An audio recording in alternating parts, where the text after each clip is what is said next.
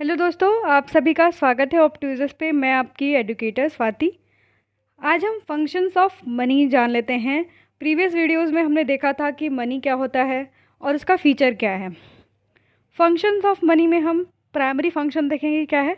तो हमारा जो प्राइमरी फंक्शन ऑफ मनी है वो क्या है, मीडियम ऑफ एक्सचेंज। यानी जो मनी होता है उस वो क्या होता है, मीडियम ऑफ एक्सचेंज। यानी हम उससे क्या कर सकते हैं, कोई भी चीज़ खरीद सकते हैं और कोई भी चीज़ मतलब उसी के थ्रू हम बेच भी सकते हैं। मेज़र ऑफ वैल्यू, किसी भी चीज़ का, किसी भी वस्तु का जो मापन है वो कौन करता है, मनी करता है।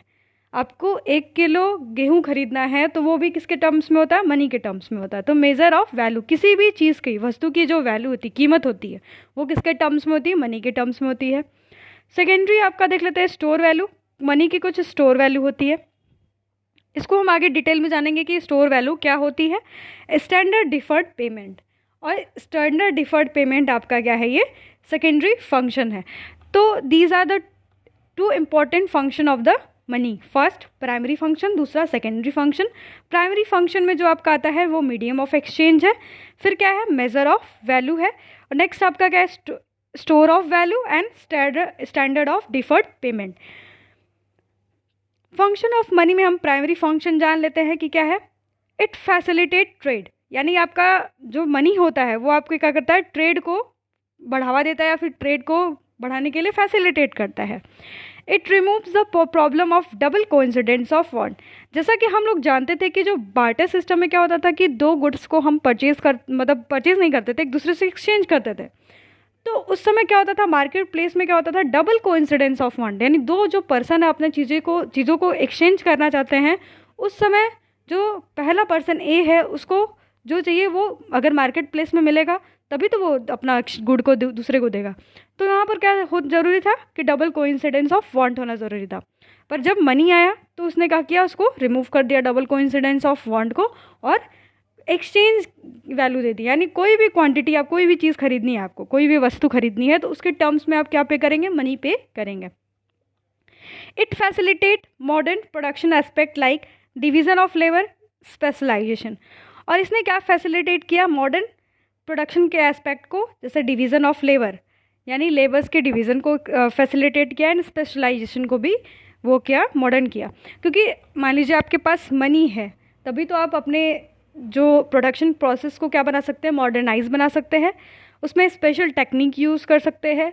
लेबर का डिवीज़न इस सेंस में हुआ कि जैसे जो कम स्किल्ड वर्कर्स है उनको क्या किया गया, उनको दूसरा काम दिया गया एज़ कम्पेयर टू जो स्किल्ड वाला है। तो डिवीज़न ऑफ लेबर इसी से हुआ। तो this is the primary function of money as a medium of exchange. यानी प्राइमरी फंक्शन क्या है, as a medium of exchange है। नेक्स्ट हम जान लेते हैं यूनिट ऑफ अकाउंट और measure of value. Money acts as a measure of value. यानी मनी क्या है, एक्ट करता है measure of value. It can be used to compare the value of goods and service, factor, reward. यानी कोई भी वस्तु खरीदनी है आपको तो उसके टर्म्स में आप क्या करते हैं, मनी कुछ पे करते हैं। तो यानी जो आपको चीज़ खरीदनी, जैसे मान लीजिए आपको जीन्स खरीदना है, उसके लिए आपको 500 रुपये पे करना है, तो इस जीन्स की वैल्यू क्या हो गई, 500 रुपये के टर्म्स में हो गई। तो यानी क्या है, ये मेजर ऑफ वैल्यू, यानी एक jeans equals to 500। Facilitate efficient allocation of limited resource. यानी ये जो आपका मनी होता है वो क्या फैसिलिटेट करता है, एलोकेशन ऑफ लिमिटेड रिसोर्स को भी फैसिलिटेट करता है। मान लीजिए रिसोर्सेज आपके पास जो है, संसाधन क्या होती है, कम होते हैं, तो उससे क्या करता है, एफिशिएंटली एलोकेट करता है कि कौन सी जगह पे उसकी ज़्यादा रिक्वायरमेंट है और कौन सी जगह पे उसकी रिक्वायरमेंट कम है। तो facilitate efficient allocation of limited resource जो करता है वो मनी करता है। यानी जिसके पास पैसा है, अगर उसको ज़रूरत है तो वो मार्केट प्लेस में जाके कोई भी रिसोर्स को क्या कर सकता है, परचेज कर सकता है। It helps to measure the price level and change of them. यानी ये क्या करता है, मेज़र करता है प्राइस लेवल, किसी भी प्रोडक्ट के प्राइस को क्या करता है, मेज़र करता है। Facilitate accounting and calculation, calculation and accounting को भी क्या करता है, फैसिलिटी प्रोवाइड करता है। मान लीजिए आप किसी भी सुपर मार्केट में जाते होंगे तो देखते होंगे लोग कितना ज़्यादा से ज़्यादा वस्तुएं खरीदते हैं। तो वहाँ पर कुछ ना कुछ लोग जो होते होंगे जो कि कुछ अकाउंट संभालते हैं, कैलकुलेशन करते हैं, तो वो किस टर्म में होता है, मनी के टर्म में होता है। यानी as a unit of account भी है ये। Helps set price for product. और ये क्या करता है, हेल्प करता है किसी भी प्रोडक्ट के प्राइस को सेट करने के लिए। यानी पर्टिकुलर टाइम पीरियड में क्या चीज़ की डिमांड है मार्केट में और उसकी प्राइस कितनी होनी चाहिए, वो क्या करता है, मनी बताता है फंक्शन ऑफ मनी में। तो ये है हो गया money as a unit of account, measure of value. ये हो गया आपका प्राइमरी फंक्शन। अब हम आगे जान लेते हैं secondary function as a store value. जैसा कि मैंने बताया था कि store value is a secondary function of the money. अब जान लेते हैं कि होता क्या है। This means holding wealth in the form of money for future transaction and investment purpose. Thus money links present and future through its function. यानी जैसे कि मनी है, आपने कुछ वेल्थ को अपने पास होल्ड करके रखा है, जैसे एसेट्स के तरीके से, जैसे मान ली बिल्डिंग है आपके पास, कुछ ज्वेलरीज हैं, तो आपको जब भी कभी भी फ्यूचर में पैसा चाहिए, आप कभी भी उसको जाके मार्केट प्लेस में बेच सकते हैं और उससे कुछ पैसा पा सकते हैं। तो यानी this means holding wealth in the form of money for future transaction and investment purpose.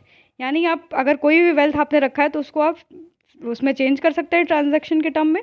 दस money links present and future through the his function. अपने फंक्शन से वो प्रेजेंट और फ्यूचर में भी वो रहता है, लिंक्ड रहता है। प्रमोट सेविंग, यानी स्टोर वैल्यू का मतलब क्या है, स्टोर वैल्यू, मनी का कुछ स्टोरेज वैल्यू। अगर आप सेविंग करेंगे तो आपको क्या मिलेगा, इंटरेस्ट मिलेगा। तो ये भी एक तरीके का स्टोर वैल्यू हो गया। यानी कि आज आपके पास अगर कुछ पैसे आपने सेव करके रखे हैं तो आप उसको फ्यूचर में भी यूज़ कर सकते हैं। ऐसा नहीं कि उसकी वैल्यू कम हो जाएगी। 10 रुपये आपने रखे तो उसकी वैल्यू कल 9 रुपये नहीं हो जाएगी, वो 10 के 10 ही रहेगी। तो ये है इसका store value. Investment increases, store value में ये भी रहता है कि अगर आपने कुछ पैसे बचाया है तो आप क्या करेंगे, इन्वेस्टमेंट करेंगे। तो ये रहा इन्वेस्टमेंट, इन्वेस्ट करने में मतलब कहाँ आता है, सेकेंडरी फंक्शन में आता है।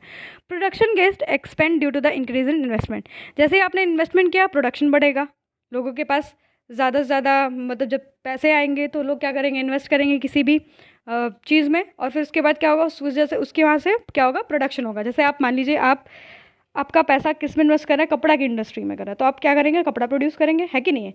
तो इससे क्या होगा, प्रोडक्शन जो आपका है वो क्या करेगा, इंक्रीज कर जाएगा।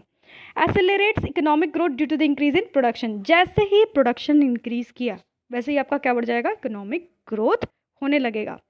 In time of inflation the function of money is distorted and the opportunity cost involves here. यानी यहाँ पर जब इन्फ्लेशन बढ़ जाता है उस समय मनी का जो फंक्शन है वो क्या हो जाता है, डिस्टॉर्ट हो जाता है, यानी इरेगुलर मैनर में होता है। क्योंकि इस समय प्राइजेस क्या होते हैं, कोई भी प्रोडक्ट क्या हो जाता है, हाई हो जाता है। तो लोग ज़्यादा से ज़्यादा क्या करना चाहते हैं, गुड्स को नहीं खरीदना चाहते हैं, उसको सेव करने का इच्छा बढ़ जाता है लोगों का। तो this is the function of money as a store value. यानी आप अगर आपके पास कोई भी वेल्थ है तो आप उसको मनी के टर्म्स में चेंज करा सकते हैं। सेविंग इंक्रीज करते हैं, स्टोर वैल्यू है तो। यानी अगर आपने कोई भी पैसा रखा हुआ है, 10 रुपये आप रखे हुए हैं, तो वो उसकी वैल्यू 9 रुपये नहीं हो जाएगी, वो 10 के 10 ही रुपये रहेगी। स्टोर वैल्यू उसकी है, कुछ ना कुछ स्टोरेज वैल्यू है। और अगर आप बैंक में पैसा रखते हैं तो उसमें आपको इंटरेस्ट भी सोचिए मिलता है, तो स्टोर वैल्यू है कि नहीं है। फिर नेक्स्ट क्या है, स्टैंडर्ड फॉर डिफर्ड पेमेंट।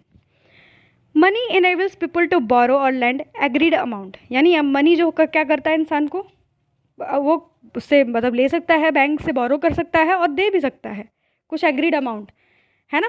तो स्टैंडर्ड फॉर डिफर्ड पेमेंट है ना, ये इसी में आता है। यानी कोई भी पर्सन बोरो भी कर सकता है मनी को और दे भी सकता है। Easier and convenient way to measuring dept and repaying डेप्ट। यानी एक ईजी मतलब मेज़र है, इससे मनी के टर्म्स में हम मेज़र कर सकते हैं कि किसको कितना डेप्ट देना है, उधार देना है, और कितना डेप्ट रिपेमेंट करना है, वापस देना है ना। Easier and convenient way to measuring dept and repaying dept. This function link present and future. ये फंक्शन क्या होता है, लिंक क्या करता है, प्रेजेंट और फ्यूचर को। Facilitate growth of trade. यानी इससे क्या होता है, ग्रोथ ऑफ ट्रेड होता है।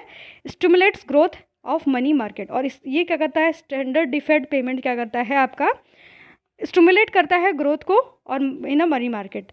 और स्टैंडर्ड डिफर्ड पेमेंट का मतलब ये है कि आप किसी को मनी को डेप्ट के रूप में भी दे सकते हैं, आप उसको लेंड भी कर सकते हैं, ठीक है।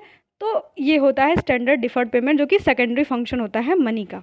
तो these are the important function of the money. तो हम आगे जानेंगे value of money, official value and real value क्या होती है। तो these are the function of money. एक बार हम देख लेते हैं कि क्या क्या था।